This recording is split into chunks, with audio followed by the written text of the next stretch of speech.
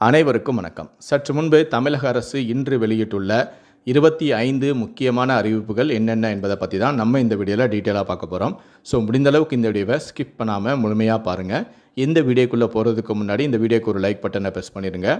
நீங்கள் இது வரைக்கும் இந்த சேனலை சப்ஸ்கிரைப் பண்ணாமல் இருந்தீங்கன்னா மறக்காமல் சப்ஸ்கிரைப் பண்ணிக்கோங்க.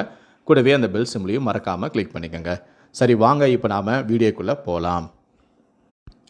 முதல் அறிவிப்பு: ஜாதி அடையாளத்துடன் பள்ளி மாணவர்களுக்கு புதிய அடையாள அட்டை வழங்கப்படும் என அமைச்சரான செங்கோட்டையன் தகவல் ஒன்றை வெளியிட்டுள்ளார். பள்ளி செல்லும் மாணவர்கள் ஒவ்வொரு ஆண்டும் ஜாதி சான்றிதழ் வழங்குவதில் உள்ள சிரமங்களை தவிர்க்க மாணவர்களுக்கு ஒரு புதிய அடையாள அட்டை வழங்க முடிவு செய்யப்பட்டுள்ளது என்றும், இந்த அடையாள அட்டையில் மாணவரின் ஜாதி சான்றிதழ் விவரம், முகவரி, இரத்த வகை, அடையாள எண், தொலைபேசி எண் உள்ளிட்ட அனைத்து முக்கிய விவரங்களும் ஒருங்கிணைந்து இணைக்கப்படும் என்றும், முதற்கட்டமாக 10 மற்றும் 12ஆம் வகுப்பு மாணவர்களுக்கு இந்த அட்டை வழங்க நடவடிக்கை மேற்கொள்ளப்பட்டு வருகிறது என்றும் கூறினார். இரண்டாவது அறிவிப்பு: மத்திய கிழக்கு நெருக்கடி காரணமாக விதிக்கப்பட்டிருந்த வணிக சிலிண்டர்கள் மீதான அனைத்து கட்டுப்பாடுகளையும் முழுமையாக நீக்கி ஒன்றிய அரசு உத்தரவிட்டுள்ளது. வணிக மற்றும் தொழில்துறை நுகர்வோருக்கான பல்க் எல்பிஜி விநியோகம் முற்றிலும் நிறுத்தப்பட்டிருந்த நிலையில் அதை 50% அளவுக்கு தளர்த்துவதாக அறிவிப்பொன்றையும் வெளியிட்டுள்ளது.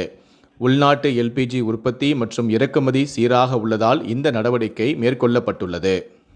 மூன்றாவது அறிவிப்பு: அரசு ஊழியர்கள், ஓய்வூதியதாரர்களுக்கு புதிய மருத்துவ காப்பீடு திட்டத்தை தமிழக அரசு அறிவித்துள்ளது.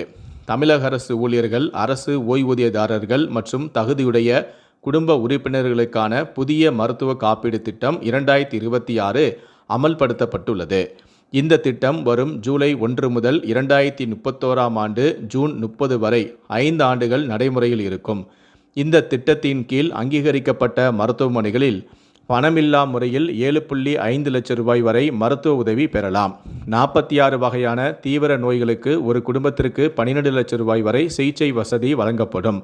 அரசு ஊழியர்களுக்கு கூடுதலாக கார்பஸ் நிதி மூலமாக 15 லட்சம் ரூபாய் வரை உதவி கிடைப்பதால் மொத்தம் 27 லட்சம் ரூபாய் வரை மருத்துவ உதவி பெற முடியும். இந்த திட்டத்தில் 2992 சிகிச்சைகள் மற்றும் அறுவை சிகிச்சைகள் சேர்க்கப்பட்டுள்ளன. 1535 தனியார் மருத்துவமனைகள் மற்றும் அரசு மருத்துவமனைகள் இணைக்கப்பட்டுள்ளன. தூய்மை பணியாளர்கள், அங்கன்வாடி, சத்துணவு ஊழியர்கள் உள்ளிட்டோரும் இத்திட்டத்தில் சேர்க்கப்பட்டும் உள்ளனர். குறைந்த ஊதியம் பெறுவோருக்கான பிரீமியத்தை அரசே ஏற்கும் எனவும் தமிழக அரசு சார்பிலும் தெரிவிக்கப்பட்டுள்ளது.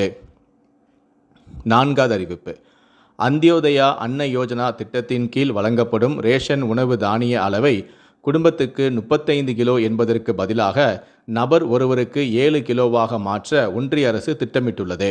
இதன்படி தேசிய உணவு பாதுகாப்பு சட்டம் 2013 திருத்தம் கொண்டுவர ஒன்றிய உணவு மற்றும் பொது விநியோகத்துறை முன்மொழிந்துள்ளது. இந்த புதிய உணவு பாதுகாப்பு திருத்த மசோதா 2026க்கான பொதுமக்களின் கருத்துக்களை ஜூலை 13ஆம் தேதி வரை ஒன்றிய உணவு அமைச்சகம் வரவேற்றுள்ளது. ஐந்தாவது அறிவிப்பு: இன்று நெல்லை எக்ஸ்பிரஸ் ரயில் சேவையில் மாற்றம். சென்னை எழும்பூரிலிருந்து இன்று இரவு 8:50 மணிக்கு புறப்பட வேண்டிய நெல்லை எக்ஸ்பிரஸ் ரயிலானது தாளையூத்து வரை செல்லும். தாளையூத்து திருநெல்வேலி இடையே ரத்து செய்யப்படுகிறது. அதேபோல ஜூன் 28ஆம் தேதி நாளை திருநெல்வேலியிலிருந்து இரவு 8:50 மணிக்கு புறப்பட வேண்டிய நெல்லை எக்ஸ்பிரஸ் ரயில் தாளையத்திலிருந்து இரவு 9 மணிக்கு புறப்படும். அதாவது இந்த ரயில் திருநெல்வேலி தாளையூத்து இடையே ரத்து செய்யப்படுகிறது. ஆறாவது அறிவிப்பு: போலி மருந்துகளின் புழக்கத்தை தடுக்க அனைத்து வகையான தடுப்பூசிகள், புற்றுநோய் மருந்துகள், போதைப்பொருள், மனநல மருந்துகள் ஆகியவற்றின் முதன்மை பேக்கிங்கில் QR கோட் அச்சிடுவதை ஒன்றிய அரசு கட்டாயமாக்கி உள்ளது.